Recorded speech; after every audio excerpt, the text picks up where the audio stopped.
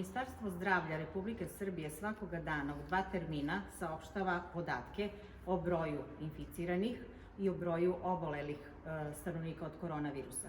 Molim vas, trebamo svi ozbiljno shvatiti aktuelnu epidemiološku situaciju koja je krajnje nepovoljna i krajnje nesigurna sa tendencijom prelaska u nepovoljnu.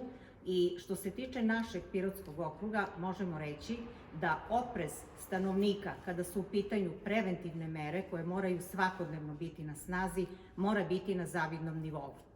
Preporuka jeste svim građanima smanjiti kontakte na minimum, na najmanju moguću meru, koristiti i pridržavati se svih preporuka vlade koje se svakoga dana preko RTS-a i ostalih javnih glasila mogu da vide, preko preporuke od strane svih zdravstvenih ustanova koje se redovno upućuju našem stanovništvu, bez preke potrebe da se izlazi na mestima o kojima je govorio i dr. Radovan Ilić malopre, da sačuvamo svoje zdravlje, da sačuvamo zdravlje najmlađih, odnosno najmlađih koji su otporniji u pogledu infekcije, a koji itekako mogu biti prenosioci infekcije za starije.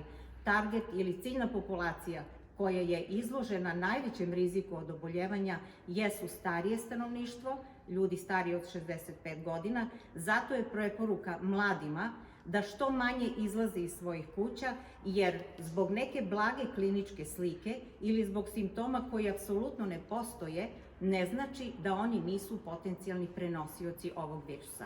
Molim vas, neka sve preporuke budu na snazi i neka se poštuju.